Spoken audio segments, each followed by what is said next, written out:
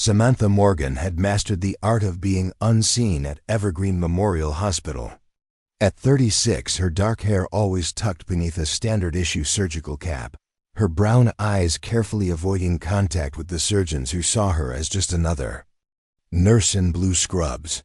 The staff whispered about her, calling her the ghost, always present, never remembered, gliding through the halls with silent efficiency.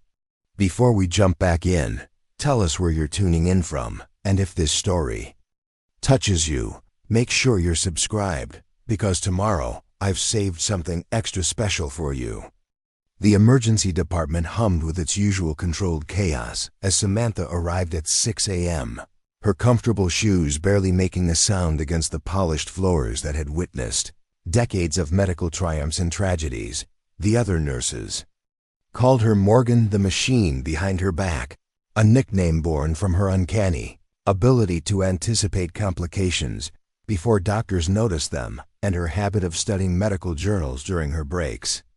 What they didn't know was that Samantha Morgan had once been Dr. Samantha Chun, the youngest trauma surgeon ever appointed at Mercy General in Chicago, leading a team of brilliant physicians in what should have been routine procedures that saved countless lives. Instead, it became the nightmare that ended her career and began her exile. The betrayal had come from Dr. Victor Reynolds, her mentor and the hospital's chief of surgery. Falsified patient records, experimental procedures performed without consent. And when patients died, the blame strategically directed toward the promising young surgeon who asked too many questions. When the investigations began, evidence painted Samantha as the reckless doctor who ignored protocols and endangered patients for personal advancement. The medical board hearing had been merciless. Dr. Samantha Chen lost her medical license, her reputation, and her identity. Only Dr. Elaine Foster, her former medical school professor, believed her innocence, but her retirement came days before she could present evidence that might have cleared Samantha's name. Reynolds' network of influential colleagues buried the truth beneath mountains of fabricated documentation. Now, 5 years later, Samantha existed in the shadows of her former life. Every patient she helped stabilize, every vital sign she monitored was both torment and salvation. Close enough to practice medicine, forever barred from truly healing as she once had. She'd legally changed her name, moved across the country, and disappeared into the ranks of hospital support staff, her true capabilities hidden from everyone. The tiny apartment she called home sat in a forgotten corner of town, sandwiched between a laundromat and a convenience store. Inside, beneath a simple bed frame, lay a small wooden box containing 3 items, her framed medical license now invalidated, a photograph of her graduation day, standing proudly in her white coat, and a handwritten letter from Maria Suarez, a patient who survived against impossible odds under Samantha's care. The letter read, "Dr. Chen, when everyone else gave up on me, you fought as if my life was your own. Whatever path your healing takes you on next, know that there are those of us who will never forget what you did." Samantha read these words each morning before her shift, a ritual that both wounded and strengthened her. Every day at 5 a.m., Samantha ran 4 miles through the quiet streets of Lakeside, her feet finding the same route they'd traced for 5 years.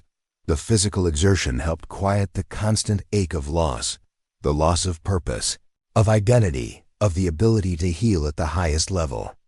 As she worked alongside doctors who sometimes missed obvious symptoms, her hands itched to take over, to make the incision, to save the life that hung in the balance. As she checked supplies in the trauma bay, head nurse Patricia Wilson approached with her customary efficiency and unusual warmth. Wilson was one of the few staff members who treated Samantha as more than just another body in scrubs, though she had no idea why this quiet nurse understood medical procedures with the depth of an experienced physician. "Morgan, we've got a situation developing," Wilson said, her voice carrying a note of concern. "The interstate pileup is worse than initially reported. At least 30 patients inbound, many critical. I'm putting you on the primary trauma team." Samantha's hands paused on the crash cart she'd been checking. The primary trauma team would put her directly alongside the surgeons, within reach of patients who needed immediate life-saving interventions. It would test every boundary she'd established to protect her identity. "I'm more effective in secondary support, Wilson," she replied, keeping her voice neutral despite the surge of adrenaline. "Let Robinson take primary." Wilson studied her reaction with curiosity. "Robinson called in sick, and you're the most experienced nurse we have. Some of these patients won't make it to surgery without exceptional care in the trauma bay. I need you there, Morgan." What Wilson didn't say, what she couldn't know, was that Samantha had performed more successful trauma interventions as a surgeon in 2 years than most physicians accomplish in a decade. Before her fall, she had been published in leading medical journals for her innovative approaches to traumatic injuries. Those skills remained, buried beneath layers of caution and fear of discovery. "Understood," Samantha said simply, returning to her inventory. "I'll be ready." As Wilson walked away, Samantha allowed herself a moment of anticipation. Working primary trauma would bring her closer to practicing real medicine than she'd been in 5 years. The thought both terrified and exhilarated her. The first ambulances arrived 20 minutes later, their sirens cutting through the morning. Calm, Samantha stood ready in the trauma bay, mentally reviewing protocols she'd never forgotten. Dr. Andrew Pierce, the hospital's current trauma chief, barked orders as the doors burst open and paramedics rushed in with the first victim. Male, mid-40s, crush injuries to chest and abdomen, pressure dropping, possible internal bleeding, the paramedic reported as they transferred the patient. Pierce examined the man quickly, his movements confident but lacking the precision Samantha recognized from truly exceptional surgeons. "Let's get an ultrasound, check for free fluid. Morgan, start another large bore 4 and push a unit of O-neg." Preparing and narrating this story took us a lot of time, so if you are enjoying it, subscribe to our channel, it means a lot to us. Now back to the story. Samantha moved with practiced efficiency, her hands steady as she established access and began the transfusion. But her eyes caught something Pierce had missed, a subtle distension in the neck veins that, combined with the decreasing blood pressure, suggested cardiac tamponade, a life-threatening condition where fluid builds around the heart. Protocol dictated that she report her observation and wait for the doctor's assessment. But this patient didn't have time for protocol. Each passing second decreased his chances of survival. "Dr. Pierce," she said, her voice carrying an authority she hadn't used in years. "His neck veins are distended despite hypovolemia. With the mechanism of injury and dropping pressure, he's showing signs of tamponade." Pierce glanced at the patient's neck, his expression shifting from dismissal to concern as he recognized the symptoms. "Good catch. Let's get an echo to confirm." The portable ultrasound confirmed Samantha's diagnosis. The patient needed immediate pericardiocentis, a needle inserted into the sac around the heart to drain the fluid compressing it. It was a procedure Samantha had performed dozens of times as a surgeon, one that required both knowledge and nerve. "We need cardiology," Pierce said, reaching for the phone. "There's no time," Samantha replied, already preparing the necessary equipment. His pressure's bottoming out. Pierce hesitated, clearly uncomfortable with performing the procedure himself.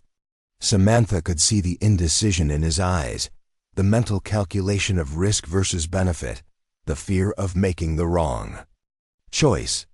"Have you assisted on this before?" he asked her. "Yes," she answered simply, not elaborating on the fact that she had taught the procedure to surgical residents for 2 years. "Talk me through it," Pierce said, taking the ultrasound probe in one hand and the long needle in the other. With calm precision, Samantha guided Pierce through the procedure, her instructions so clear and anatomically precise that several staff members exchanged curious glances. The needle found its mark, Fluid drained from around the heart, and the patient's vitals began to stabilize. "How did you know exactly where to place the needle at that angle?" Pierce asked afterward, his professional curiosity overriding any potential suspicion. "I read a lot," Samantha replied, already moving to the next patient being wheeled in. Throughout the morning, the trauma bay filled with victims from the pileup. Samantha moved from patient to patient, her assessments quick and accurate, her interventions precisely what each situation required. When a teenage girl arrived with a compromised airway and failed intubation attempts by the paramedics, Samantha stepped in with a suggestion for a bougie-assisted technique that succeeded where standard approaches had failed. By early afternoon, the crisis had stabilized. Of the 32 patients who arrived from the accident, 29 were stable or improving. It was an extraordinary success rate for such a mass casualty event, and Samantha had played a crucial role in many of those outcomes. As the staff gathered for a quick debriefing, Dr. Pierce acknowledged the exceptional work of the entire team. "Morgan," he said, addressing her directly, "your clinical assessments today were spot on. Where did you train before coming here?" The question carried no inherent suspicion, just professional curiosity, but it sent a chill through Samantha nonetheless. 5 years of careful anonymity threatened by a few hours of allowing her true capabilities to surface. "Community college nursing program in Oregon," she replied, the practiced lie coming easily. "I've just picked things up along the way." Pierce seemed about to press further when the hospital administrator called him away, leaving Samantha to slip back into the routine of post-crisis cleanup, inventory, and documentation. But something had shifted. She felt the eyes of other staff members following her with new interest, new questions forming behind their professional masks. That evening, as she walked to her car in the far corner of the hospital parking lot, Dr. Elizabeth Reynolds, the new cardiology fellow who had arrived from Chicago just 2 months prior, fell into step beside her. "That was impressive work today, Morgan," Reynolds said, her voice casual but her eyes sharp with interest. "The tamponade diagnosis, in particular.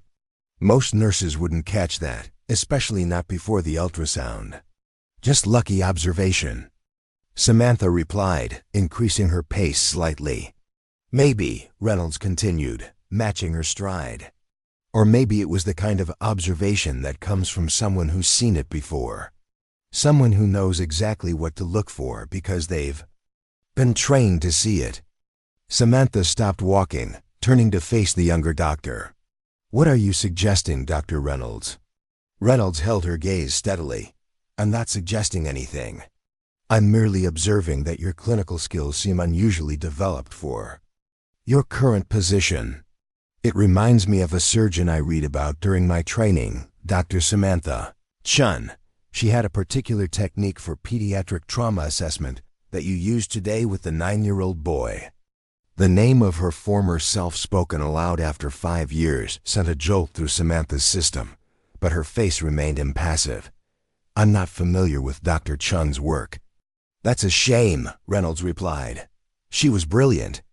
Youngest trauma chief at Mercy General, published in all the major journals. Then she supposedly performed unauthorized procedures, falsified records, lost everything." Reynolds paused, studying Samantha's face. "The strange thing is, all those accusations came after she raised concerns about her department chief's own ethical violations. Convenient timing, some thought." "Hospital politics can be brutal," Samantha offered neutrally, resuming her walk toward her car. "The most interesting part," Reynolds continued, following her, "is that about a year after Dr. Chun disappeared, evidence emerged suggesting she had been framed. Dr. Victor Reynolds, no relation to me, thankfully, was later found to have falsified research data and patient consent forms. But by then, Dr. Chun had vanished completely."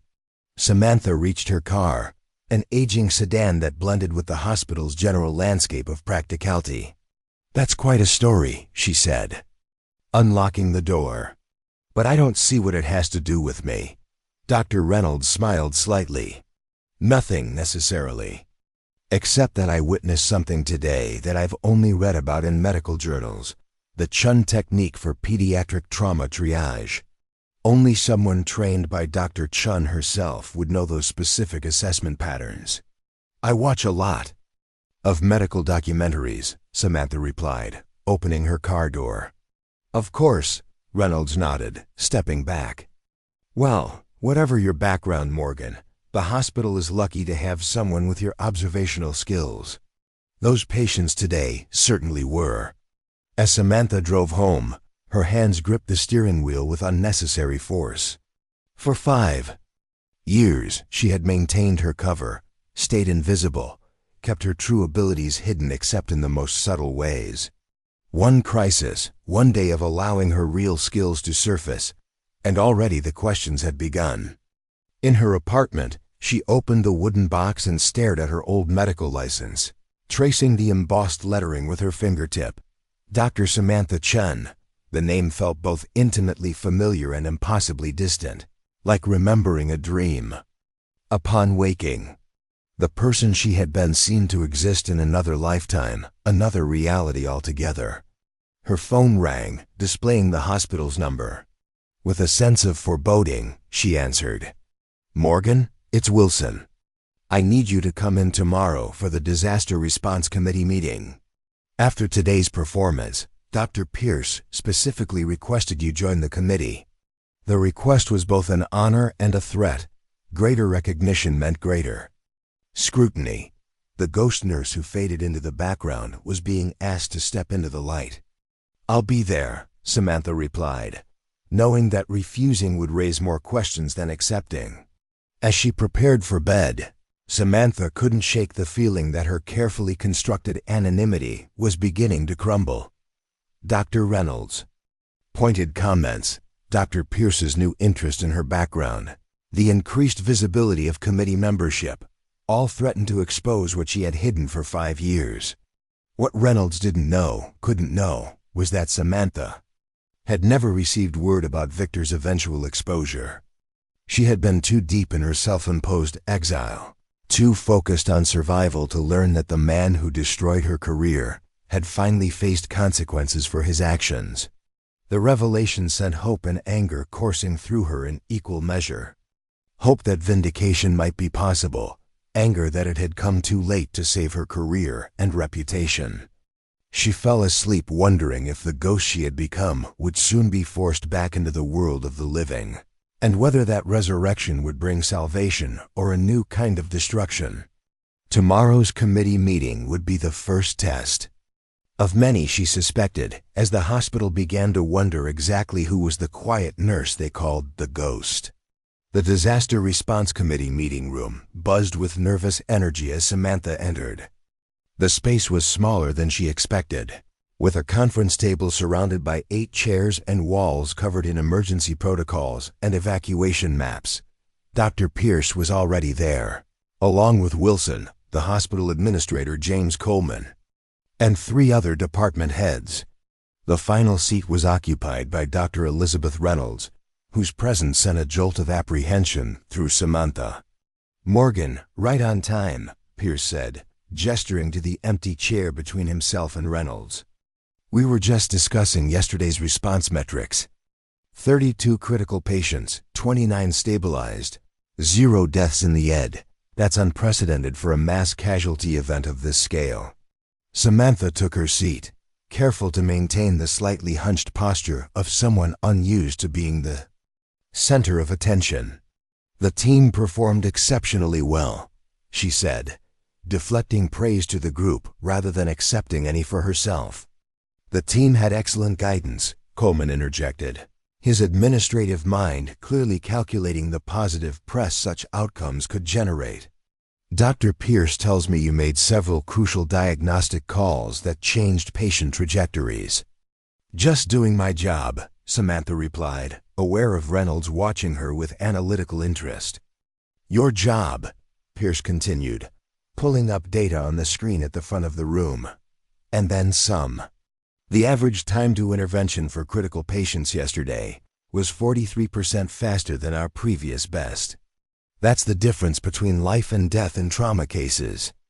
The meeting proceeded with discussions of protocol improvements, equipment needs, and staff training opportunities based on lessons learned from the interstate crisis. Throughout, Samantha offered insights that balanced her obvious expertise with the careful restraint of someone who understood her place in the hierarchy. Yet with each precise observation and suggested improvement, she felt Reynolds' attention sharpen. When the committee turned to discussion of training simulations, Coleman looked directly at Samantha. "We'd like you to lead the nursing staff through advanced trauma response protocols, Morgan. Your performance yesterday demonstrated capabilities that should be shared." The request threatened everything Samantha had worked to protect.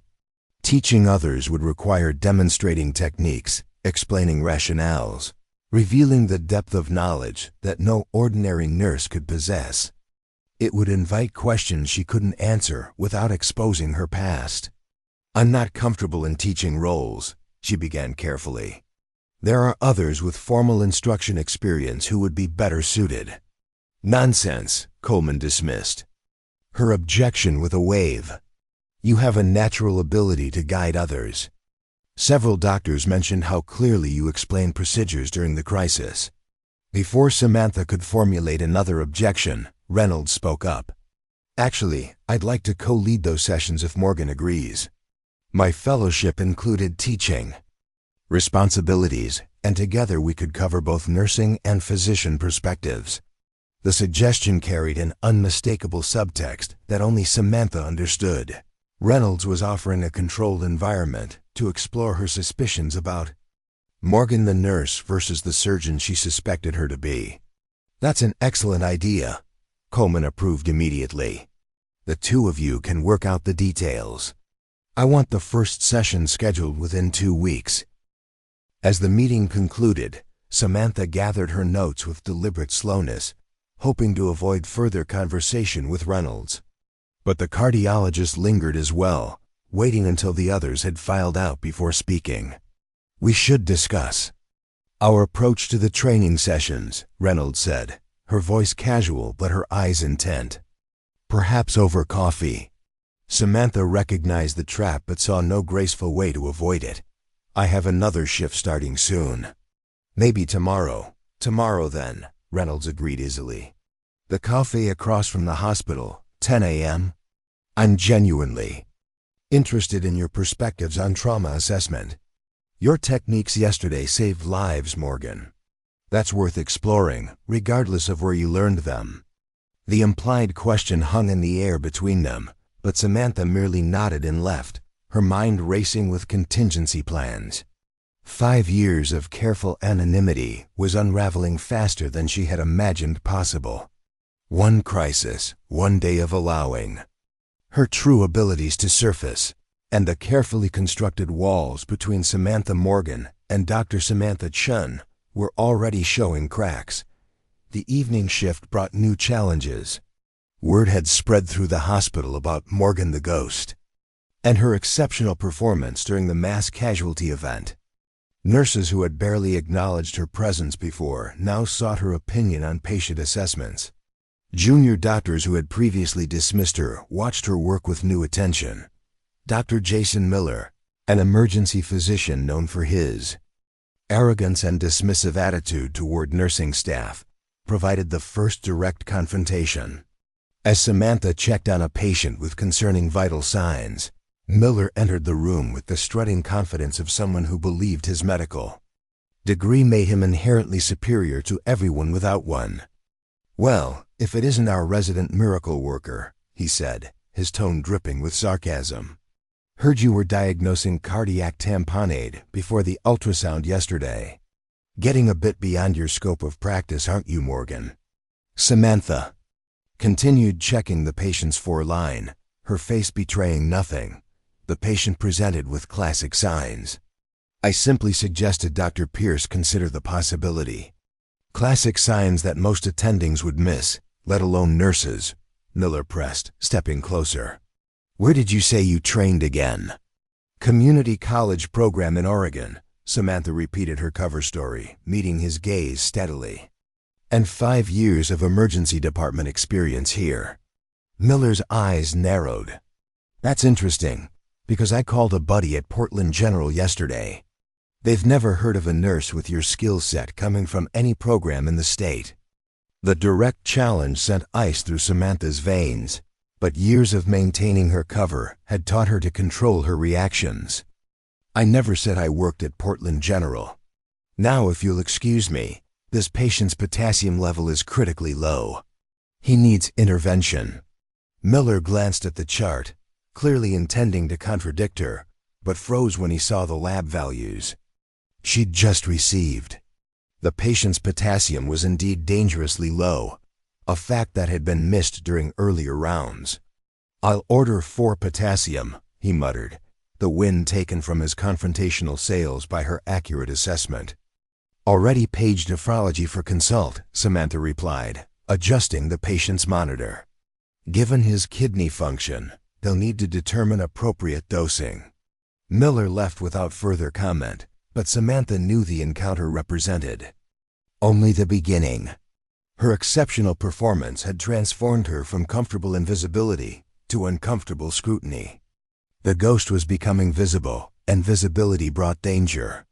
Throughout the shift, Samantha felt the weight of observation from all sides. Nurses watched her with new respect, doctors with suspicious curiosity. By the time she clocked out at midnight, the constant vigilance had left her exhausted in a way that the actual work never did. In the quiet of her apartment, Samantha researched Dr. Victor Reynolds for the first time in 5 years. The information Reynolds had shared was true. 2 years after her exile, an investigation had uncovered evidence of his research fraud and ethical violations.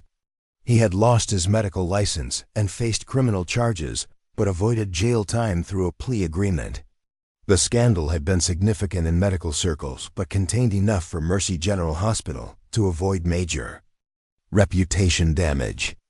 Most importantly, the case had raised questions about Dr. Samantha Chun's original conviction, though no formal exoneration had ever been issued.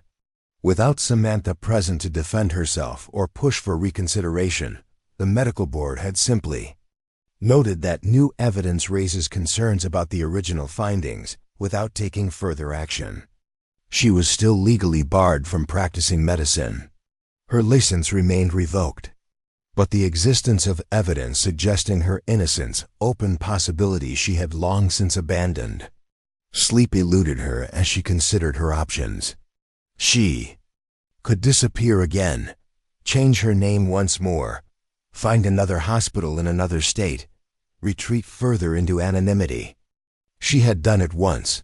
She could do it again. But starting over would mean abandoning the life she had painfully constructed over 5 years, meager as it was. Alternatively, she could meet with Reynolds, discover exactly what the cardiologist suspected and what evidence she might have. If Reynolds was simply fishing for information, Samantha might still salvage her cover. If the doctor had concrete proof of her identity, perhaps she could be persuaded to keep the secret. The most dangerous option, and the one that called to her with unexpected strength, was to stop running, to acknowledge who she was and fight to reclaim what had been taken from her. But that path carried the greatest risks, with no guarantee of vindication and the very real possibility of further humiliation and loss. Morning brought no clarity, only the certainty that she could not avoid the coffee meeting with Reynolds. Samantha dressed with particular care, choosing clothes that conveyed professional competence without suggesting any status beyond her nursing role. She arrived at the cafe 10 minutes early, selecting a corner table that offered privacy without isolation. Reynolds arrived precisely on time, dressed in casual clothes that nevertheless conveyed the confident professionalism of someone secure in their identity and position. She ordered a cappuccino before sitting across from Samantha, who nursed. "A simple black coffee." "Thank you for meeting me," Reynolds began, her tone friendly but her gaze analytical. "I've been thinking about how to structure these training sessions. Your clinical instincts yesterday were remarkable, the kind that usually come from years of high-level practice. Experience takes different forms, Samantha replied neutrally. Not all learning happens in classrooms. Reynolds nodded, taking a sip of her cappuccino.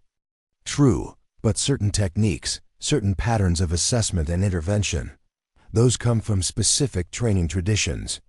The way you triaged the pediatric cases yesterday followed a protocol developed at Mercy General in Chicago about 6 years ago, the Chun Protocol, named after its creator. The direct reference to her work left Samantha momentarily speechless. She had indeed developed that triage system during her time as trauma chief, a method that prioritized not just vital signs, but subtle neurological indicators that predicted decompensation before standard metrics showed danger. I write about it in a journal, Samantha offered, knowing the explanation was weak even as she said it. The full protocol was never published, Reynolds countered softly. Dr. Chun taught it to her residents directly. The journal article only outlined the basic principles, not the specific assessment pattern you used yesterday. Samantha's heart hammered in her chest, but her face remained composed. What exactly are you suggesting, Dr. Reynolds? Reynolds leaned forward, lowering her voice. I'm not suggesting anything, Dr. Chun. I'm stating a fact. I recognized you because I studied your cases during my residency. Your work on traumatic vascular injuries saved my sister's life when she was brought to Mercy General after a car accident 3 years ago. The shock of hearing her real name spoken so directly left Samantha frozen. Her mind raced through options, denial, deflection, even simply walking away. But something in Reynolds' expression stopped her from immediate retreat. Your sister? She finally managed. Reynolds nodded. Maria Suarez is my half-sister. Different fathers, different last names. She wrote to you after her recovery, but by then, you had already disappeared. The letter was returned unopened. The connection stunned Samantha into silence. Maria Suarez, the patient whose letter she carried with her, whose words had sustained her through the darkest moments of her exile. The universe had a twisted sense of irony, sending Maria's sister directly into her carefully constructed new life. She survived, Samantha whispered, the physician in her momentarily overriding the caution of the fugitive. Thanks to your surgical technique, Reynolds confirmed. When the scandal broke about Dr. Victor Reynolds, again, no relation, Maria insisted you had been framed. She remembered things he said during rounds, procedures he conducted when you weren't present. She tried to testify during the investigation, but by then you had vanished. Samantha's mind struggled to process this new information. Maria had tried to help her. There were people who had believed in her innocence, who had fought for her when she had already given up the fight herself. Why are you here? Samantha finally asked, her voice barely audible. At Evergreen, I mean. Why this hospital? Reynolds met her gaze steadily. Because Maria never stopped looking for you. She hired a private investigator last year who tracked medical miracles in small hospitals, cases where patients survived, against impossible odds with treatment that seemed beyond local capabilities. 3 such cases led here, to Evergreen Memorial. I took the fellowship position to confirm her suspicions. The revelation that she had been searched for, that someone had cared enough to try to find her, struck Samantha with unexpected force. For 5 years, she had believed herself completely alone, abandoned by the profession she loved, forgotten by those she had helped. What do you want from me? Samantha asked, her voice finding new strength. First, confirmation that I'm right. Reynolds replied, Are you Dr. Samantha Chun? The moment stretched between them, filled with 5 years of silence and secrets. Finally, almost imperceptibly, Samantha nodded. Reynolds exhaled slowly.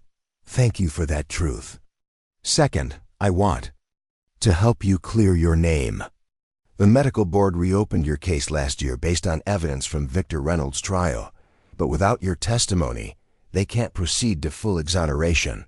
Clear my name? Samantha repeated, the concept so foreign after years of hiding that it seemed almost fantastical. It's been 5 years. The damage is done, is it? Reynolds challenged. You're still the same brilliant physician you always were. Yesterday proved that. The medical world still needs doctors like you, perhaps now more than ever. I'm a convicted fraud, Samantha countered. The bitterness of injustice sharpened her voice. Even if the board eventually clears me, no hospital would take the risk of hiring me. You're wrong, Reynolds said simply. Maria is now on the board at Mercy General.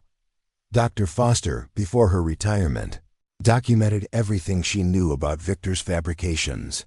There are people ready to fight for you, Dr. Chun. You just need to be willing to fight for yourself. The possibility of reclaiming her identity, her career, her purpose, it seemed simultaneously within reach and impossibly distant.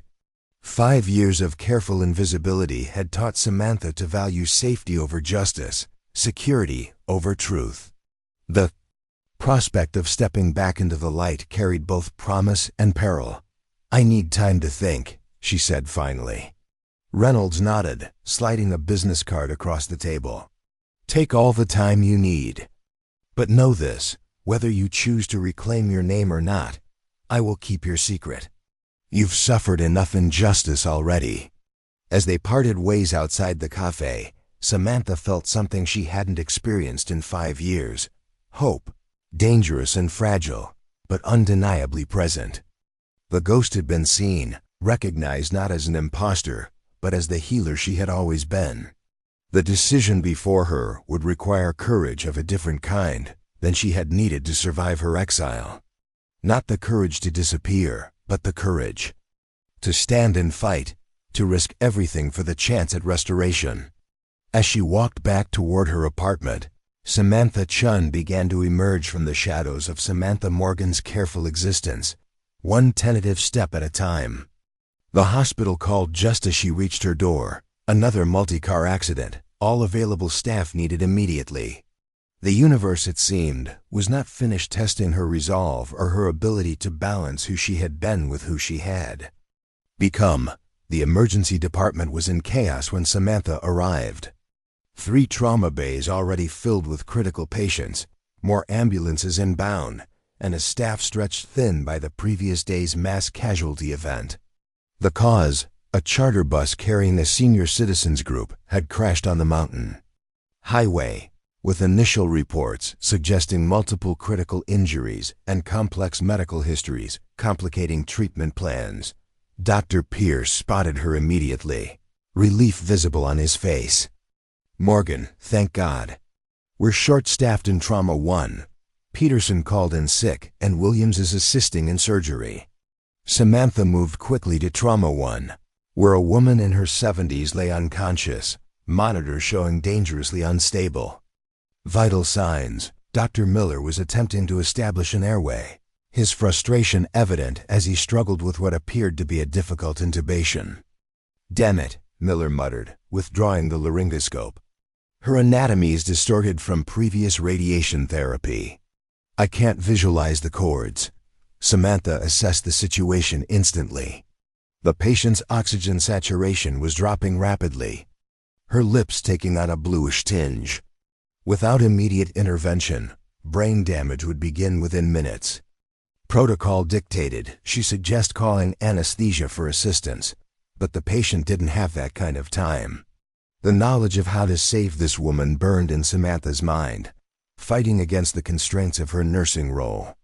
Dr. Miller, she said with quiet authority, have you considered a retrograde intubation? Given her history of neck radiation, it might provide better access. Miller looked up sharply. Retrograde intubation? That's an advanced technique. We'd need anesthesia for that. Not necessarily, Samantha replied, already gathering the equipment. I've assisted on several. With your permission, I could guide you through it. Miller hesitated, his professional pride warring with the undeniable reality of a dying patient and a nurse who seemed to know more than she should. The patient's oxygen level dropped below 80%, the monitor alarm blaring urgently. "Show me," he finally said, desperation overriding suspicion. What followed was a masterclass in airway management disguised as collaborative care. Samantha's hands moved with the confident precision of someone who had performed the procedure dozens of times, guiding Miller through each step while maintaining the fiction that he was the primary operator. When the endotracheal tube was finally secured and oxygen saturation began to climb, collective relief filled the trauma bay. "Where did you learn that technique?"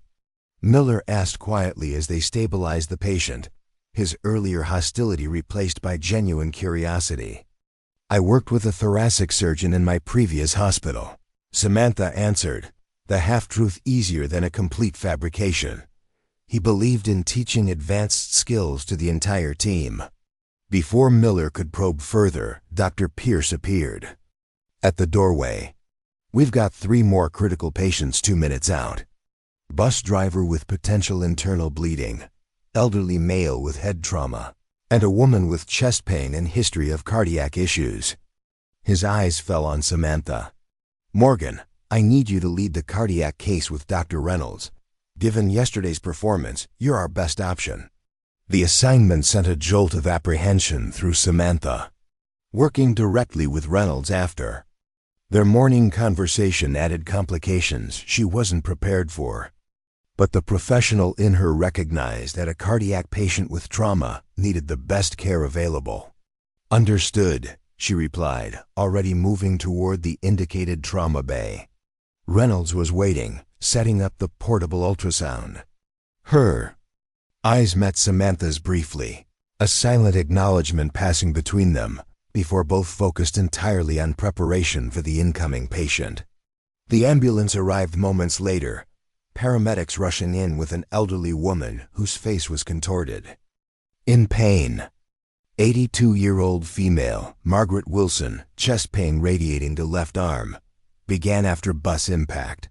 History of 2 previous MEs, currently on atenolol, aspirin, and atorvastatin. BP 90/60ths, pulse 110 and irregular, oxygen sat 94% on room air. The paramedic reported as they transferred her to the hospital gurney. Reynolds began her assessment immediately, placing her stethoscope on the patient's chest while Samantha established 4-access and connected monitoring equipment. The ECG showed concerning changes, but something about the patient's presentation triggered Samantha's clinical instincts. "Chest pain began after impact?" she asked the patient, who nodded weakly, when the bus swerved. "Felt like something hit me in the chest," the woman managed between labored breaths. Samantha glanced at the monitor, then back at the patient's chest. Almost imperceptibly, the right side seemed to lag during respiration. She placed her stethoscope on the right side of the chest, listening intently before moving to the left. "Dr. Reynolds," she said quietly, "I'm hearing decreased breath. Sounds on the right side with hyperresonance to percussion. Given the mechanism of injury and her anticoagulant use, we should consider traumatic pneumothorax complicating her cardiac condition." Reynolds looked up sharply, then listened herself. "You're right. Good catch." She turned to the trauma team. "Let's get a chest X-ray stat and prepare for possible chest tube placement." The X-ray confirmed Samantha's diagnosis. A pneumothorax was indeed present, likely caused by a rib fracture during the bus accident. The air in the chest cavity was compressing the heart, exacerbating the cardiac symptoms. "We need to place a chest tube immediately," Reynolds declared, reaching for the procedure tray. "Her INR will be elevated from the aspirin therapy," Samantha noted. "Standard placement carries significant bleeding risk," Reynolds nodded. "You're right again. We'll need to use the Seldinger technique with smaller caliber to minimize trauma." What happened next was a seamless dance between 2 medical professionals operating at the highest level. Reynolds led the procedure, but Samantha anticipated each need, each potential complication, each necessary adjustment. They communicated in the shorthand of experienced clinicians, their focus entirely on the patient whose life hung in the balance. When the chest tube was successfully placed and the patient stabilized, Reynolds stepped back, observing Samantha with undisguised professional respect. "That was textbook perfect assessment and intervention, Morgan. Or should I say, doctor?" The question was whispered, meant only for Samantha's ears, but the implied acknowledgement of her true identity sent a ripple of anxiety through her. Around them, the trauma bay had fallen into an unexpected hush. Looking up, Samantha realized that several staff members had paused in their duties, watching the extraordinary partnership that had just saved the patient's life. Dr. Pierce approached, his expression a mixture of admiration and confusion. "That was exceptional work, both of you." His gaze lingered on Samantha. "Morgan, a word when you have a moment." The next 2 hours passed in a blur of activity as the emergency department processed the remaining bus crash victims. Samantha moved from patient to patient, her clinical skills evident in each interaction, but carefully modulated to avoid further scrutiny. Yet she could feel the shift in how others perceived her, the sidelong glances, the whispered conversations that ceased when she approached, the growing curiosity about the nurse who worked with the precision of an experienced physician. When the immediate crisis had passed and patients were either stabilized or transferred to appropriate departments, Dr. Pierce found her in the staff break room, staring into a cup of untouched coffee. "Quite a day," he said, sitting across from her. "Actually, quite a couple of days." Samantha nodded, waiting for the questions she knew were coming. "I've been in emergency medicine for 15 years, Pierce continued. "Worked with hundreds of nurses, many of them excellent. But I've never seen someone with your clinical instincts, your diagnostic precision, your procedural knowledge." He paused, studying her face. "It's almost as if you had medical school training and years of clinical practice beyond nursing." The statement hung between them, an invitation to confession that Samantha wasn't ready to accept. "I take my continuing education seriously," she replied, the evasion sounding hollow even to her own ears. Pierce leaned forward, lowering his voice. "Morgan, or whoever you are, I don't know your story. I don't know why someone with your abilities is working as an A nurse when you clearly have physician-level skills. But I do know this today. You saved at least 3 lives that might have been lost without your interventions." Samantha remained silent, her fingers tracing the rim of her coffee cup. "The hospital administrator wants to meet with you tomorrow," Pierce continued. "Your performance during these 2 crises has attracted attention. Coleman is talking about featuring you in the hospital's promotional materials, using your story to highlight staff excellence." The news sent a chill through Samantha. Public recognition, promotional materials. Her face potentially circulated to thousands of people. It was a nightmare scenario for someone hiding from her past. "I prefer to work without recognition," she said carefully. "My contributions are no more important than anyone else's." Pierce's expression turned serious. "That modesty might work under normal circumstances, but we're past that now. People are asking questions I can't answer. Dr. Miller is researching nursing programs in Oregon. The Chief of Staff wants your complete employment history." The walls were closing in faster than Samantha had anticipated. Her carefully constructed identity was unraveling thread by thread, leaving her exposed to questions she couldn't answer without revealing everything. "I need time to think," she said, rising from the table. "You don't have much time," Pierce warned.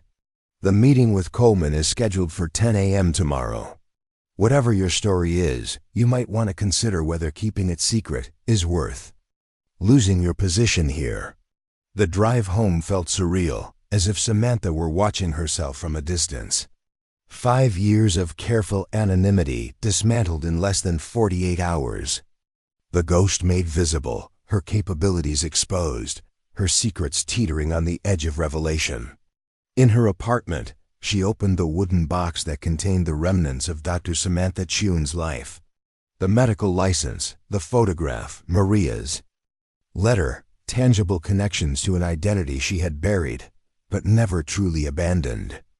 Now Maria's sister had found her, offering a chance at redemption that seemed simultaneously miraculous and terrifying. Her phone rang, displaying an unfamiliar number. Hesitantly, she answered, "Dr. Chun?" The voice was female, confident, vaguely familiar, though Samantha couldn't immediately place it. "Who is this?" she asked, caution overriding curiosity. "Dr. Elaine Foster, your former professor. Elizabeth Reynolds contacted me this morning. She believed I might want to speak with you." The name sent Samantha sinking into the nearest chair. Dr. Foster had been her greatest advocate during medical school, her mentor during residency, and the only senior physician who had publicly questioned the evidence against her during the FIWNGA medical board hearing.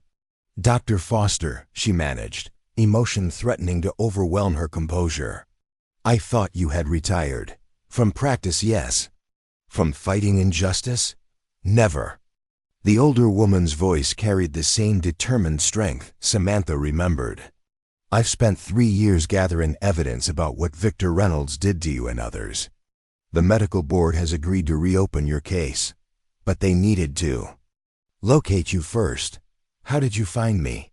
Samantha asked, though she already knew the answer. "Maria Suarez never gave up looking for the surgeon who saved her life," Foster explained. "When her sister took the position at Evergreen Memorial, we hoped she might find evidence of your whereabouts. We never expected you would reveal yourself so dramatically." "I didn't intend to," Samantha admitted. "There was a crisis, patients needed help, and you couldn't stand by when you had the skills to save them," Foster finished for her. "That's always been your defining characteristic, Samantha. Your commitment to patients transcends everything else, even your own safety." The observation struck uncomfortably close to the truth. Even knowing the risks of exposure, Samantha had been unable to suppress her true capabilities when lives hung in the balance.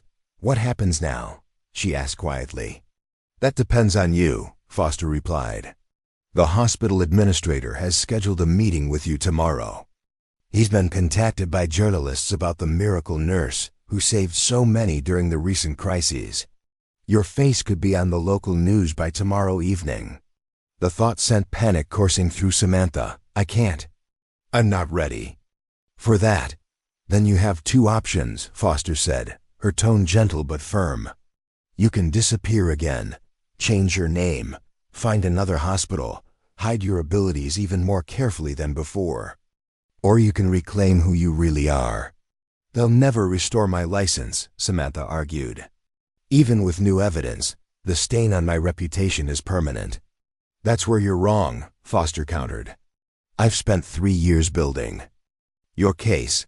Victor Reynolds confessed to falsifying evidence against you before he died last year.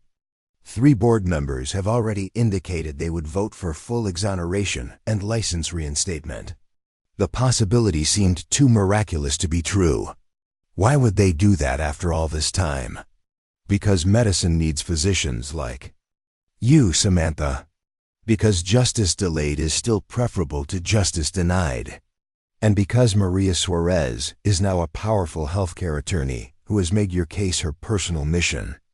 As the conversation continued, Foster outlined the evidence she had gathered, the support that had assembled during Samantha's absence, the path to potential redemption that had formed while she hid in exile.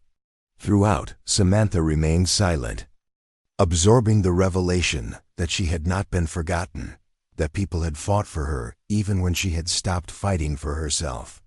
When the call ended, Samantha stood at her window, watching night fall over the city that had been her refuge and her prison for 5 years. The meeting tomorrow would force a decision she had never expected to face: continue running from her past or turn and confront it directly. Sleep eluded her as she weighed her options. Disappearing again would mean abandoning the life she had built, meager as it was. It would mean continuing to live as a fraction of herself, her true capabilities forever constrained by the need for anonymity.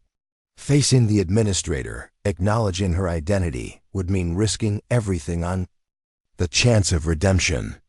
If Foster's efforts failed, if the medical board refused to reconsider, she would lose even the limited ability to practice medicine that her nursing role provided. Morning came too quickly, the sun rising on a day that would determine the course of Samantha's future. She dressed with deliberate care, choosing clothing that subtly bridged her dual identities, professional enough for an administrator's office, but still appropriate for a nurse's duties. The hospital corridors seemed longer than usual as she made her way to Coleman's office, each step carrying her closer to a confrontation she had avoided for 5 years. Outside the administrator's door, she paused, gathering her courage before knocking. "Come in," Coleman called, his voice carrying the artificial warmth of someone accustomed to managing public relations. Samantha entered to find not just Coleman, but an unexpected gathering: Dr. Pierce, Dr. Reynolds, and a woman whose face she recognized immediately despite the passage of years: Maria Suarez, the patient whose letter had sustained her through countless dark nights. "Nurse Morgan," Coleman began, gesturing to a chair. "Or perhaps I should say Dr. Chun." The direct acknowledgement of her true identity stopped Samantha in her tracks. She looked from face to face, reading expressions that ranged from Coleman's calculated interest to Pierce's genuine confusion to Maria's open emotion. "Please sit down," Coleman continued. "We have much to discuss about your future at Evergreen Memorial, and about the remarkable past you've kept hidden for so long."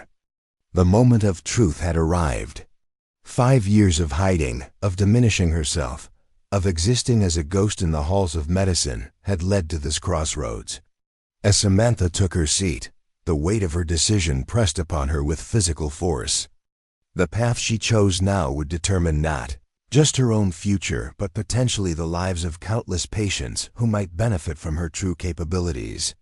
The ghost was fully visible now, exposed to the light of scrutiny and judgment. What remained to be seen was whether that exposure would lead to destruction or resurrection. Silence filled Coleman's office as Samantha looked at the faces surrounding her. 5 years of careful concealment had culminated in this moment of exposure, leaving her feeling simultaneously vulnerable and unexpectedly relieved. "Yes," she finally said, her voice steadier than she had anticipated. "I am Dr. Samantha Chun."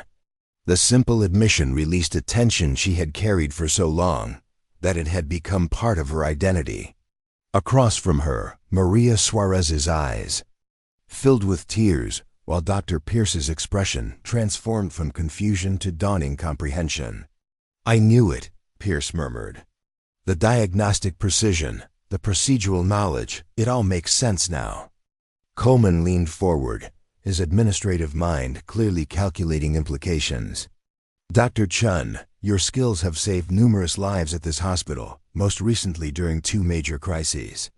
But your employment here was predicated on credentials that were, shall we say, incomplete." "James," Maria interrupted, her professional tone contrasting with her emotional expression. "Before you continue, you should know that I represent Dr. Chen in her capacity as a healthcare attorney. And you should also know that the medical board has agreed to review her case with prejudice, given the substantial evidence of fraud in the original proceedings against her." Coleman's expression shifted slightly. "I see. That certainly changes the parameters of our discussion." "If I may," Dr. Reynolds interjected, "I believe we should allow Dr. Chun to tell her own story. Most of us only know fragments." All eyes turned to Samantha, who took a deep breath before beginning. 5 years ago, I was chief of trauma surgery at Mercy General in Chicago. I had developed new protocols for trauma assessment and intervention that were saving lives, particularly in complex cases. She described how she had noticed irregularities in Dr. Victor Reynolds' research data, how patients were being enrolled in experimental procedures without proper consent, how complications were being hidden from hospital records. When I raised concerns to hospital administration, Victor used his connections to launch a counter-investigation into my practice. Evidence was falsified, patient records altered, testimonies manipulated. The medical board investigation relied heavily on documentation that Victor and his allies had fabricated. Her voice remained clinical, detached, as if she were presenting a case study rather than the destruction of her own life. The board revoked my license. Criminal charges were considered, but ultimately not pursued due to insufficient evidence. Within a week, I had lost my career, my reputation, my identity. I legally changed my name, moved across the country, and became a nurse, the closest I could come to practicing medicine without a license. Pierce shook his head in disbelief. You were one of the most promising trauma surgeons in the country. I remember reading your papers on vascular repair techniques during my residency. How could this happen? Power protects power, Maria answered before Samantha could respond. Victor Reynolds was connected to hospital board members, research funding organizations, pharmaceutical companies. Samantha was brilliant but isolated, a woman of color in a field dominated by men with generational advantages.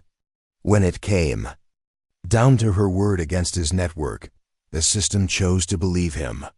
Coleman, ever the administrator, returned to practical concerns. What happens now? If the medical board reinstates your license, will you leave nursing to return to surgery? The question caught Samantha off guard. In her years of exile, she had never allowed herself to imagine a return to her true profession. The possibility seemed too painful, too unlikely to contemplate. I don't know, she admitted. Even with reinstatement, the shadow of the original accusations would follow me. What hospital would take that risk? Evergreen would, Coleman said, surprising. Everyone in the room. Your performance during these crises has demonstrated capabilities we desperately need. If the board clears your name, I would advocate for creating a trauma surgeon position specifically for you. The offer stunned Samantha into momentary silence. After years of diminishment, of existing as a fraction of her true self, the prospect of full restoration seemed almost too miraculous to comprehend. There's something else you should know, Maria added, pulling a folder from her briefcase. When news of your involvement in the bus accident rescue broke yesterday, 3 other former patients came forward. They've submitted testimony to the medical board about procedures you performed that saved their lives, procedures that Victor Reynolds later claimed were unnecessary or reckless. She handed Samantha the folder, which contained letters from patients she had treated years ago, people whose names and faces she still remembered despite the passage of time. Their words described not just the medical interventions she had performed, but the compassion she had shown, the hope she had offered when other physicians had seen only hopeless cases. The board reconvenes next week, Maria continued. Dr. Foster will present the complete evidence package, including Victor's deathbed confession and these patient testimonials. The preliminary review suggests a high probability of full exoneration and license reinstatement. As the meeting continued, the conversation shifted to logistics, how to handle media inquiries, whether Samantha should continue working as a nurse pending the board's decision, how to address the inevitable questions from hospital staff, who had witnessed her extraordinary capabilities. Throughout, Samantha felt a curious sense of detachment, as if she were observing a discussion about someone else's life rather than her own. The possibility of reclaiming her identity after so many years of exile seemed simultaneously miraculous and terrifying. When the meeting concluded, Maria stayed behind while the others departed, giving the 2 women their first moment alone. I never thought I'd see you again, Maria said, her professional composure finally breaking. When you disappeared after the hearing, I tried everything to find you. Hired investigators, searched medical miracle stories, followed every lead. I didn't know anyone was looking, Samantha admitted, emotion threatening to overcome her carefully maintained control. I thought everyone believed the accusations. Maria shook her head emphatically. Never. Not those of us whose lives you saved. Not Dr. Foster. Not the residents you trained who recognized the impossibility of what you were accused of doing. She reached across the table, taking Samantha's hand in hers. When I woke up after my accident, the doctors told me I should have died, that my vascular injuries were catastrophic, that no surgeon would have attempted the repair you performed. But you did it anyway, because you saw possibility where others saw only futility. The memory of that surgery returned with vivid clarity, the complicated arterial reconstruction, the innovative approach Samantha had developed specifically for Maria's case, the 20-hour procedure that other surgeons had declared impossible. I did what any good surgeon would do, Samantha said quietly. No, Maria countered with gentle firmness. You did what only a truly exceptional surgeon would do. And that's why we never stopped looking for you. Medicine needs physicians who see possibilities beyond conventional boundaries. As they parted, Maria handed Samantha a business card with a handwritten note on the back. Whatever you decide, you're not alone anymore. The next week passed in a strange limbo. By mutual agreement with hospital administration, Samantha continued working as a nurse while awaiting the medical board's decision, but her responsibilities subtly shifted. She found herself assigned to cases that required advanced clinical judgment, consulted on difficult diagnoses, included in treatment planning discussions typically reserved for physicians.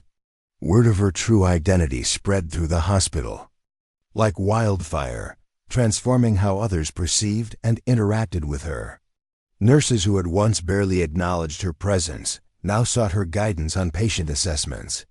Doctors who had dismissed her observations now solicited her opinions on complex cases.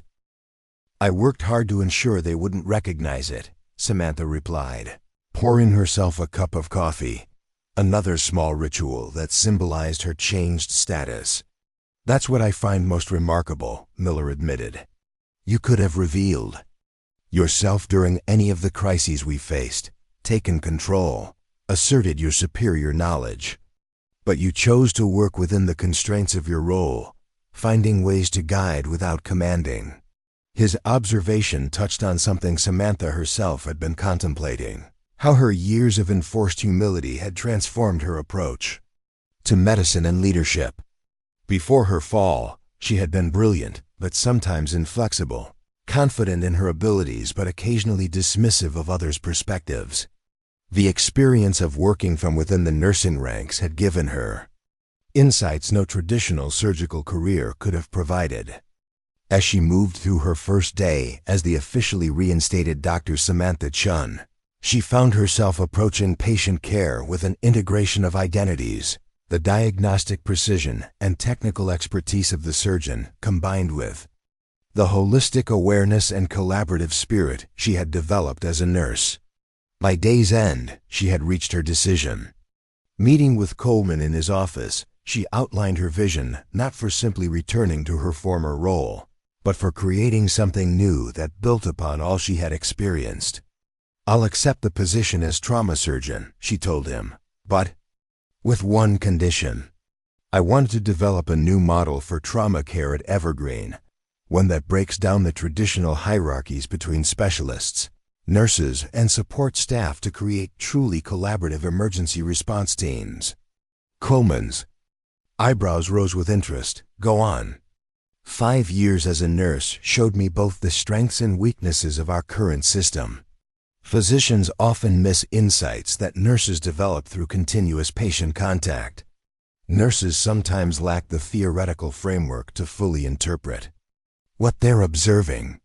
When these perspectives are integrated rather than separated by professional boundaries, patient outcomes improve dramatically. Her proposal was ambitious: a restructuring of trauma response protocols, cross-training programs that would teach nurses advanced assessment techniques while physicians learned the observational skills typically developed through nursing. Practice collaborative leadership models that valued input from all team members, regardless of title or rank. You're suggesting a fundamental change to how emergency medicine is practiced," Coleman noted, his administrative mind clearly calculating the challenges and potential benefits. "I'm suggesting an evolution based on evidence and experience," Samantha corrected. "The artificial boundaries between medical roles sometimes protect patients, but often they become barriers to optimal care. My unique perspective, having worked on both sides of that boundary, gives me insight into how we might transcend it." Coleman studied her thoughtfully. "5 years ago, would you have proposed this approach? Before your experience has?" "Nurse Morgan?" The question gave Samantha pause. "No," she admitted after a moment. "I was an excellent surgeon then, but my vision was narrower. I saw nursing as a separate function rather than an integral part of the same healing process. I had to lose my identity to truly understand the importance of integration." "The ghost, who learned by watching from the shadows," Coleman murmured, then nodded decisively. "Draft your proposal. I'll present it to the board next week. If Evergreen is going to take a chance on a surgeon with your unusual history, we might as well embrace the unique perspective that history has given you." As Samantha left his office, she felt a sense of completion that transcended simple vindication.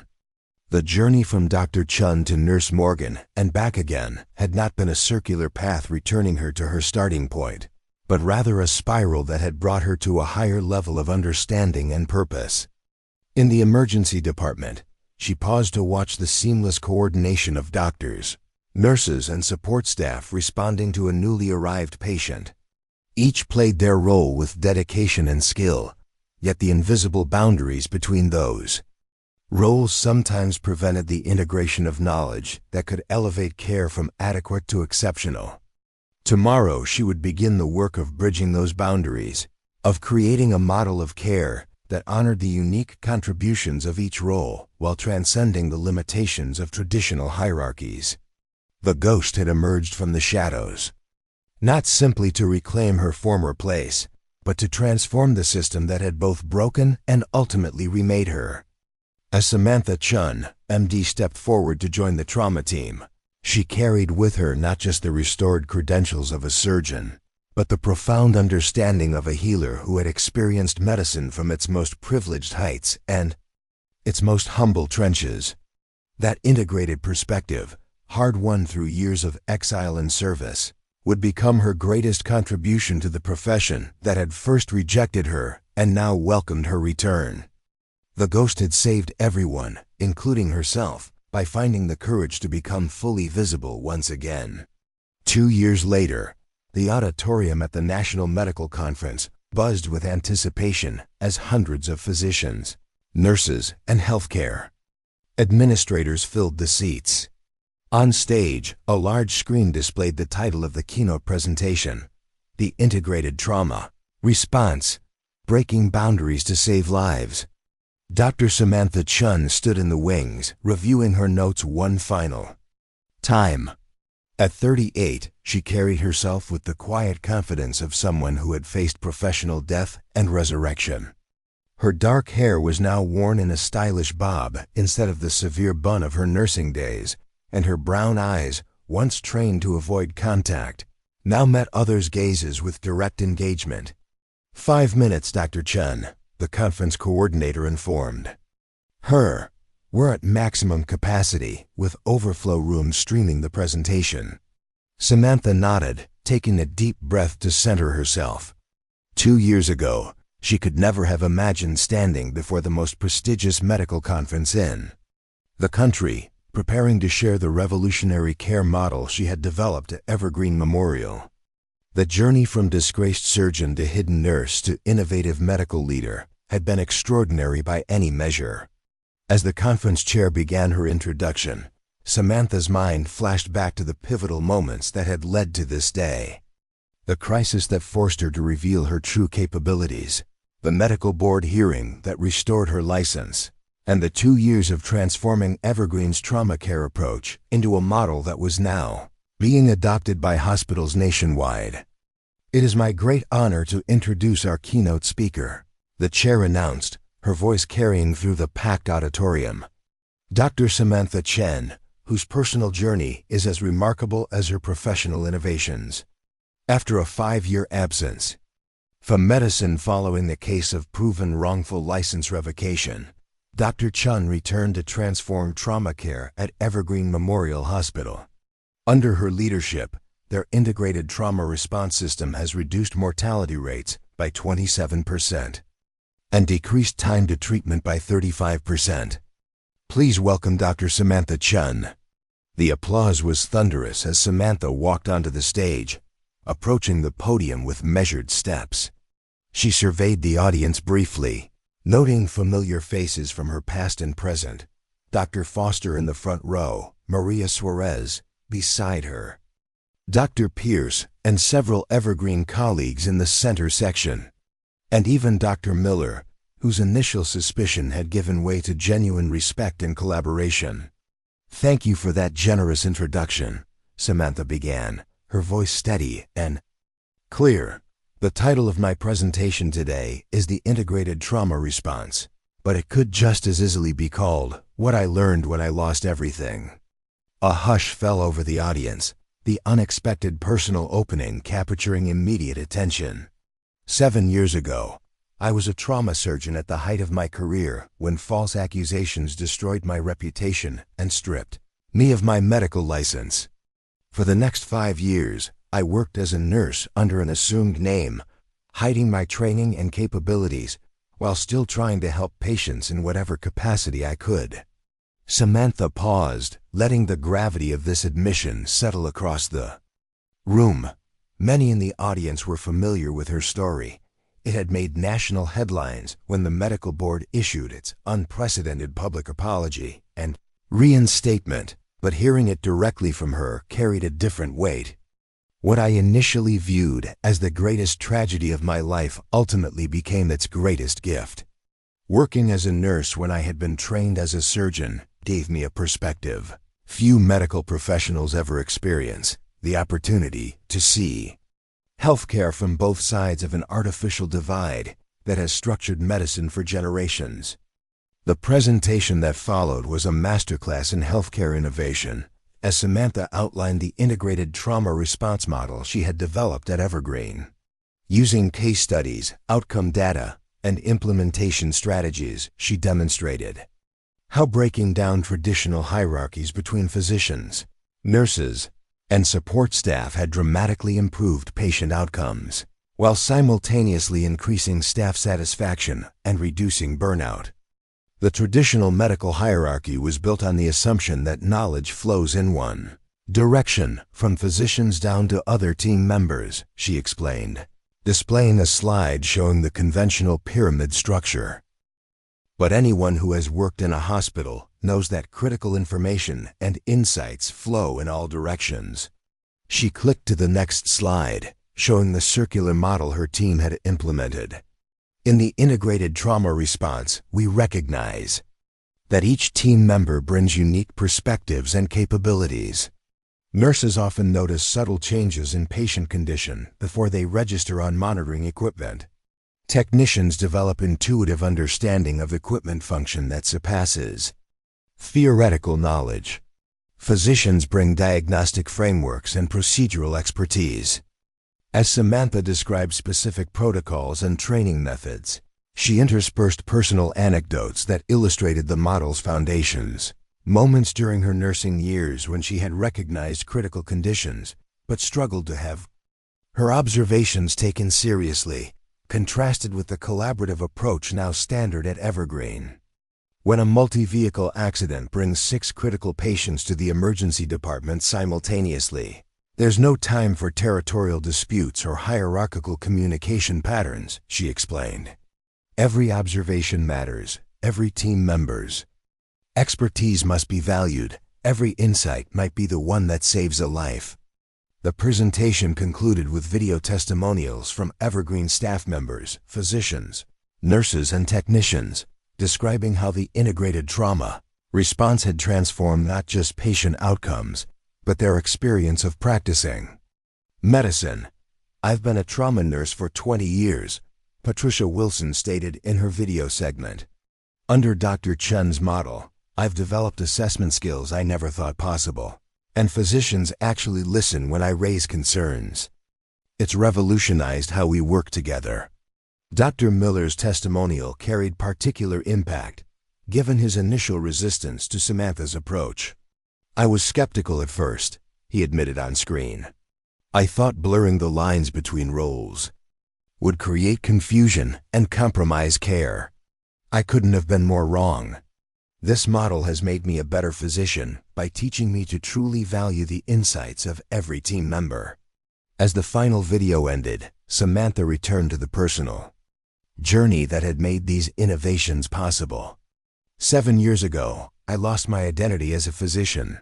5 years ago, I was forced to reveal capabilities I had hidden for my own protection. 2 years ago, I was given the opportunity to create something new from the fragments of that broken professional path. She paused, making eye contact with various sections of the audience. What I discovered through that process is that our greatest contributions often emerge not from our successes, but from our deepest challenges. Had I continued on my original career trajectory, I might have become an excellent surgeon, perhaps even a departmental leader. But I would never have developed the cross-boundary perspective that inspired this new approach. The applause that followed her conclusion lasted nearly 5 minutes, transforming into a standing ovation that visibly moved Samantha. As she acknowledged the response with graceful nods, she caught Dr. Foster's eye in the front row.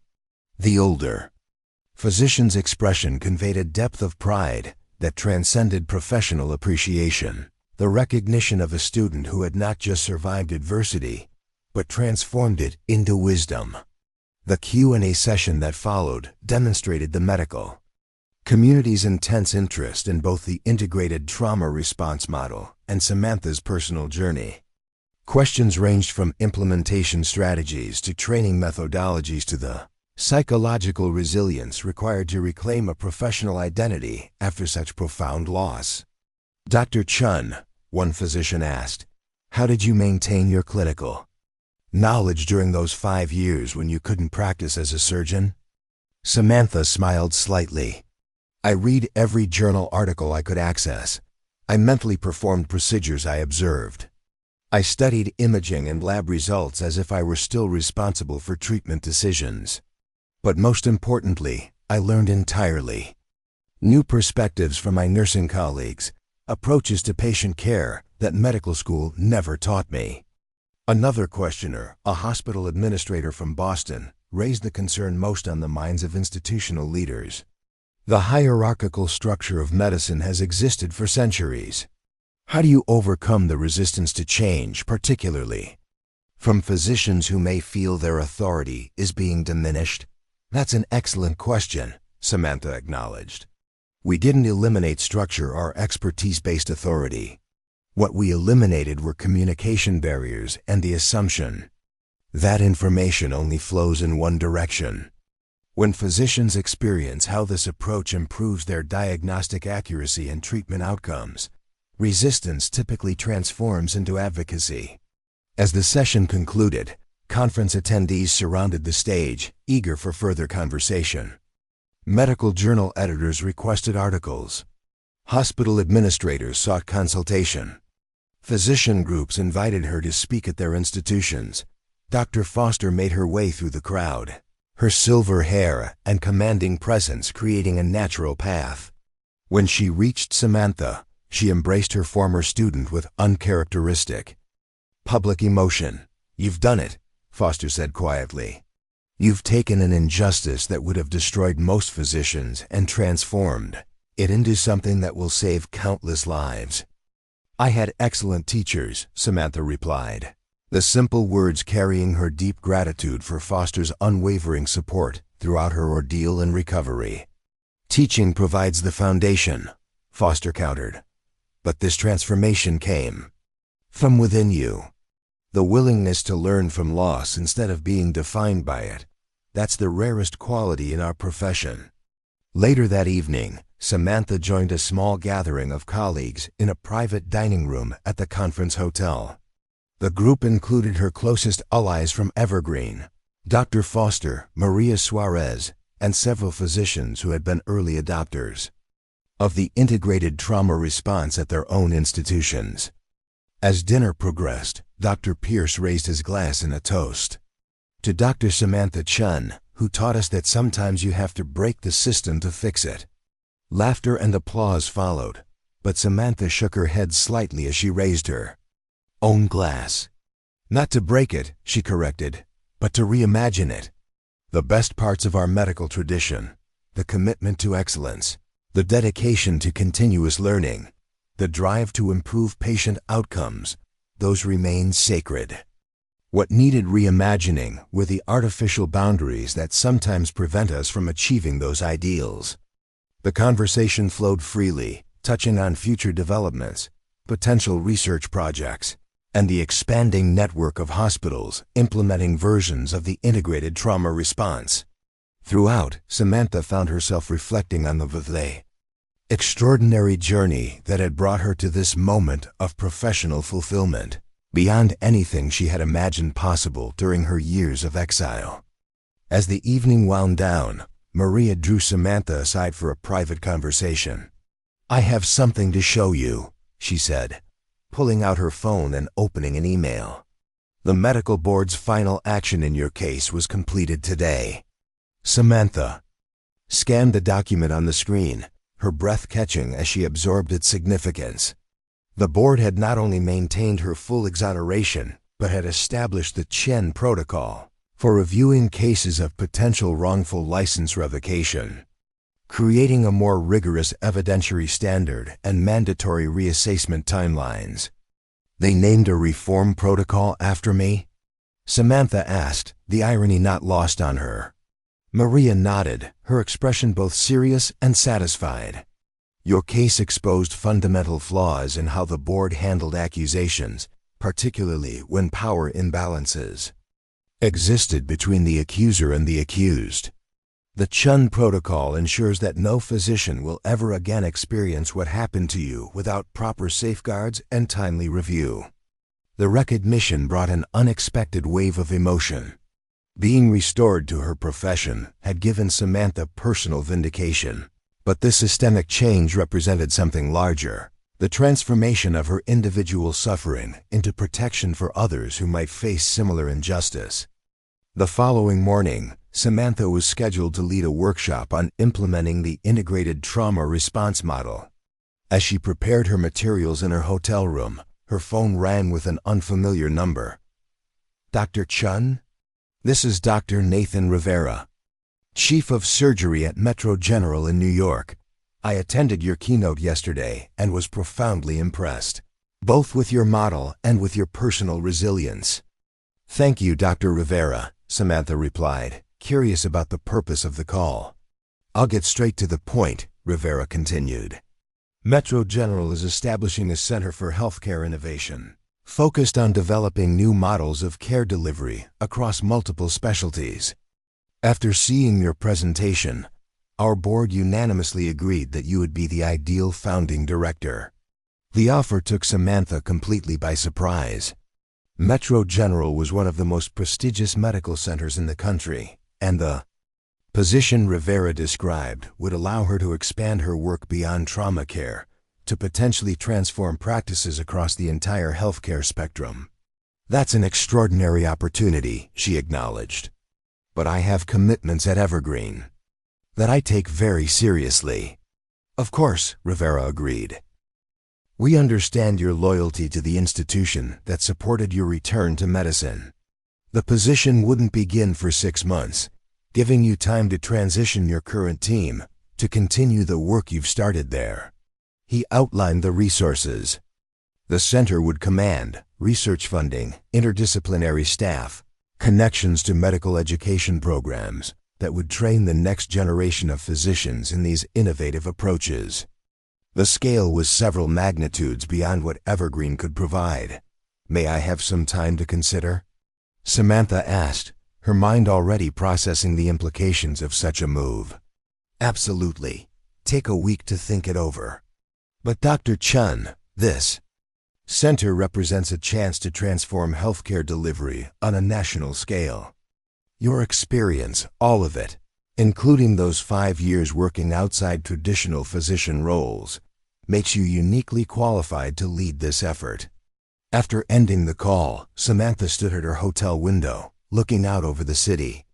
As morning light illuminated the skyline, the Metro General offer represented yet another unexpected turn in a professional journey that had already defied all conventional trajectories. The workshop that morning was filled beyond capacity, with attendees sitting in the aisles and standing along the walls.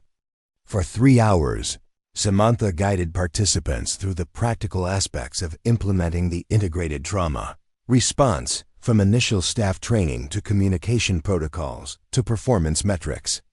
Throughout the session, she found herself reflecting on Rivera's offer and what it represented. Evergreen had given her the chance to rebuild when no one else would take the risk.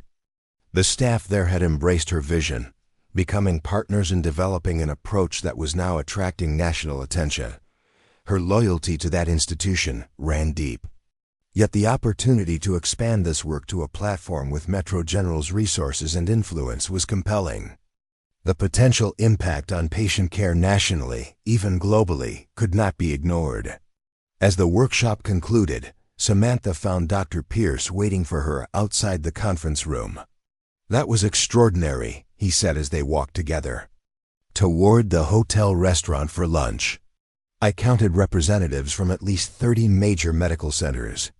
The ripple effect from today alone will be significant." "It's been quite a conference," Samantha agreed, deciding to share the morning's development. "I received an interesting call today from Metro General in New York." She outlined Rivera's offer as they found a quiet table and ordered.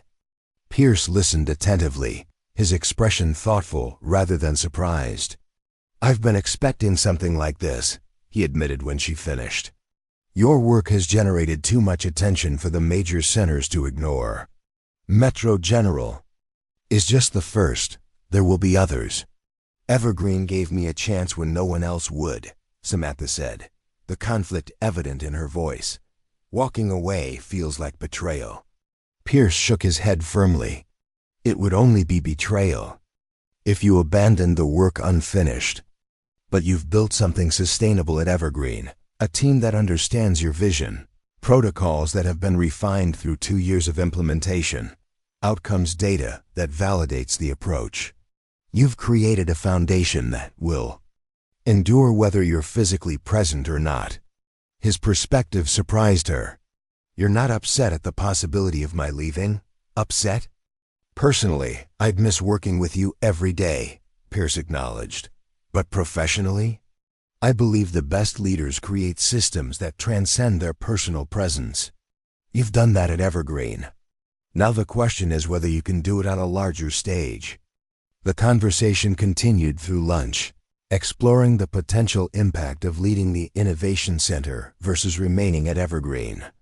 Pierce's insights helped clarify Samantha's thinking, particularly his observation that the choice wasn't between loyalty and opportunity, but between different expressions of the same fundamental commitment to transforming patient care. That evening, as the conference concluded with a final reception, Samantha found herself approached by a young resident physician whose name badge identified her as Dr. Alicia Patel from University Hospital. "Dr. Chun, I just wanted to thank you," the young doctor began hesitantly. "Not just for the presentation, which was brilliant, but for something more personal." Samantha smiled encouragingly. "What's that, Dr. Patel?" 3 years ago, I was falsely accused of medication errors during my internship. The evidence was circumstantial, but the senior physician involved was politically connected, and I was nearly expelled from the program." Patel's voice trembled slightly with the memory. "Then your case made national news. Your exoneration, your return to medicine, your transformation of trauma care at Evergreen." She straightened, meeting Samantha's gaze directly. "Your story gave me the courage to fight the accusations instead of accepting them. The investigation eventually revealed that the senior physician had been altering orders after the fact to cover his own mistakes. Without your example, I might have given up my medical career entirely. The revelation left Samantha momentarily speechless. Throughout her ordeal and subsequent professional resurrection, she had focused on the immediate impact, the patients she could help, the systems she could improve. The idea that her journey might inspire others facing similar injustice had never fully registered. "Thank you for telling me this," she finally managed. "Sometimes we never know the full impact of our experiences, especially the painful ones. Your workshop today confirmed my decision to pursue emergency medicine," Patel continued. "I want to be part of implementing this new model of care. The integration of perspectives, the valuing of all team members' observations. It's exactly the kind of medicine I want to practice." As they parted ways, Samantha felt a profound sense of connection to this younger physician, whose path had nearly been derailed by similar injustice. Dr. Patel represented something Samantha had not fully considered: the next generation of physicians who might approach medicine differently because of the trail she had blazed. Later that night, in the quiet of her hotel room, Samantha made her decision about Metro General's offer. The conversation with Pierce had clarified the practical considerations, but it was the encounter with Dr. Patel that crystallized the deeper purpose behind her work. What had begun as personal redemption, the reclaiming of a stolen identity and career, had evolved into something far more significant. The integrated trauma response wasn't just a more effective care model. It was a reimagining of how medical professionals could work together, transcending traditional boundaries to create something greater than the sum of their individual contributions. Metro General's Innovation Center offered the platform to expand this vision beyond trauma care to potentially transform practices across the entire healthcare spectrum. The impact could be exponential, not just on patient outcomes, but on the culture of medicine itself. Samantha reached for her phone and composed a message to Dr. Rivera, accepting the position with certain conditions about implementation timelines and ongoing support for Evergreen's program. His response came within minutes, agreeing to her terms and expressing enthusiasm about the future they would build together. As she prepared for bed, Samantha found herself reflecting on the extraordinary journey that had brought her to this moment. 7 years ago, false accusations had destroyed her career and identity. 5 years of exile had taught her perspectives she could never have gained otherwise. 2 years of rebuilding at Evergreen had transformed personal redemption into systemic innovation. Now she stood at the threshold of yet another unexpected chapter, one that promised to expand her impact far beyond anything she could have imagined during those dark days of disgrace and hiding. The ghost who had learned to move unseen through hospital corridors had not only reclaimed her visibility, but had become a beacon for others navigating their own professional challenges. The physician who had lost everything had discovered that sometimes true purpose emerges only after conventional success is stripped away. As she drifted toward sleep, Samantha's final thought was not about the prestigious position she had just accepted or the national recognition her work had received. Instead, she thought of Dr. Patel and the countless other medical professionals who might find new pathways because of the trail she had blazed through her own wilderness of loss and rediscovery. Sometimes the most important lives we save are not just the patients who come through our emergency departments, but the healers who carry forward our vision long after we have moved on to new horizons. Up next, you've got 2 more standout stories right on your screen. If this one hit the mark, you won't want to pass these up. Just click and check them out. And don't forget to subscribe and turn on the notification bell so you don't miss any upload from us.